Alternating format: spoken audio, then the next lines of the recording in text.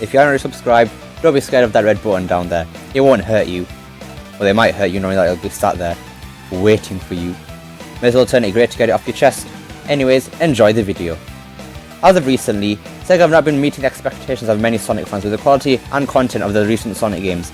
It is extremely worrying, seeing as this year is Sonic's 30th anniversary, I would have a sign that the next game will be good, other than fake leaks like Sonic Rift, which we took a look at yesterday, so if you haven't seen that video, go check it out. Right, enough of me advertising a video which already did extremely well, thanks for the support on that video by the way. Anyways, let's discuss why Sonic needs more ports. It's no secret that Sonic has had a rough history with his games and media in general, but that definitely does not mean that he hasn't had his moments. Sonic has a huge back catalogue of gems which Sega either seem to have forgotten about or just don't care enough about them. Us Sonic fans have literally been screaming at Sega to release some ports of their past games, but they just don't seem to be delivering. There have been some excuses made up over the years as to why Sega won't port their previous games, losing the source codes to Unleashed and Generations being one of them. On its own, the excuse seems absurd. How could Sega possibly have lost the source code to two of the best games to date? Or is it completely far-fetched the more you think about it? People have been asking Sega for ages to port Sonic Unleashed to PC and modern day consoles, but they just haven't done it yet. It can't be that Sega doesn't like porting games to PC, because we've already seen them port games, such as SA1, SA2 and Lost World. We're still waiting for that Heroes port. Don't know when or if we are getting that, but I hope they do.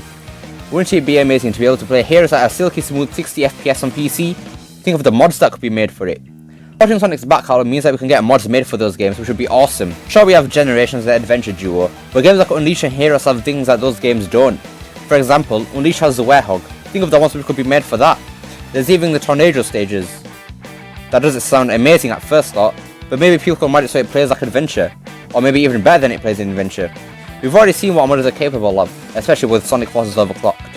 I've mentioned that mod so many times, and that certainly won't be the last time either. It's not my fault the mod is amazing, I have to give credit where credit is due. Heroes has a team mechanic which could also make for some interesting mods. Modders were able to fix the problems that Unleashed and Heroes had too, such as the slippery controls in Heroes, the homing attack being matched to the air boost in Unleashed, or maybe even make the Hedgehog faster so he feels more like Sonic, since Sonic is supposed to be fast and the Hedgehog isn't. In my opinion, the Hedgehog is perfect just the way it is. But that's just my opinion though, remember. Don't start attacking me in the comment section just for having an opinion, please. Like, come on people, it's 2021 now, pull yourselves together! Another thing ports would allow for is improvements to the game. We can finally see Unleashed running at a solid 60 FPS. We already have it running at a solid 30 FPS on the fridge. I mean, Xbox Series X. Thank God the Xbox Series X, that really is a long name, isn't it? Thank God the Xbox Series X has backwards compatibility with the previous two generations of consoles, unlike some other consoles, the PS5. Sonic Unleashed on the PS3 is actually capped at 30 FPS. The Xbox 360 version is, but not the PS3 version. The PS3 version is actually capable of running at 60 FPS, believe it or not.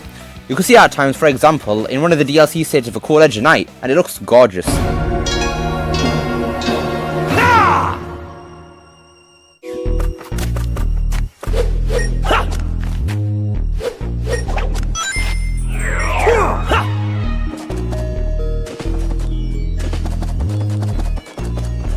It really shows how beautiful Unleashed was and how ahead of its time it was.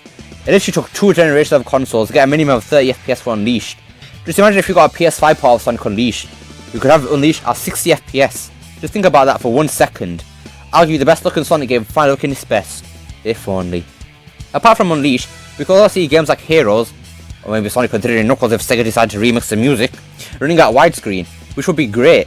People have already done that using emulation, so I didn't see why Sega can't do it. Wait, what am I saying? This is Sega.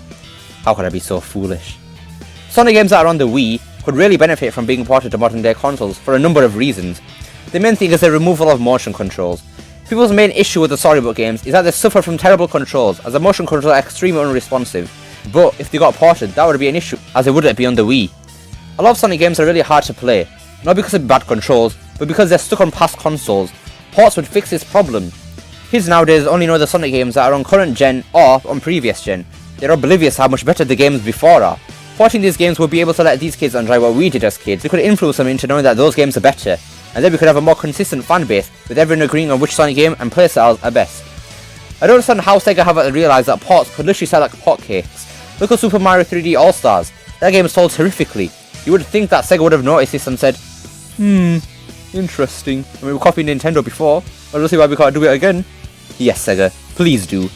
I cannot name a single person who would be upset at you for porting some of your best games that you've ever created. If there are any people like that, it's probably IGN not wanting to play Unleash or 06 again. But they don't matter. Save the World, other one. Like, it reeks of Werehog, and I'm not I mean, the trailer looked great. Like, screw IGN, Sega. We are your fans. Listen to us. We're the ones buying your games. We're the only reason that Sonic is alive today. Literally, we were. Sega didn't make Sonic Mania. Christian Whitehead did.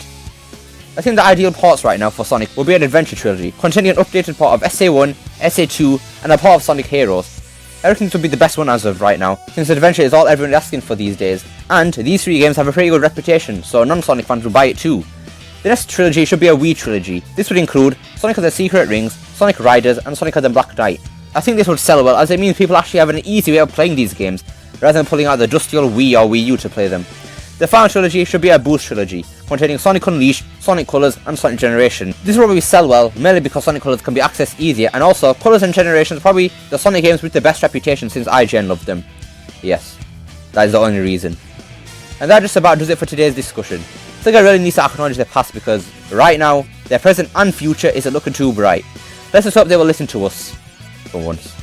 Hope you guys enjoyed this video. Don't forget to like, share, subscribe, especially that last one, and I hope to see you next time. Peace!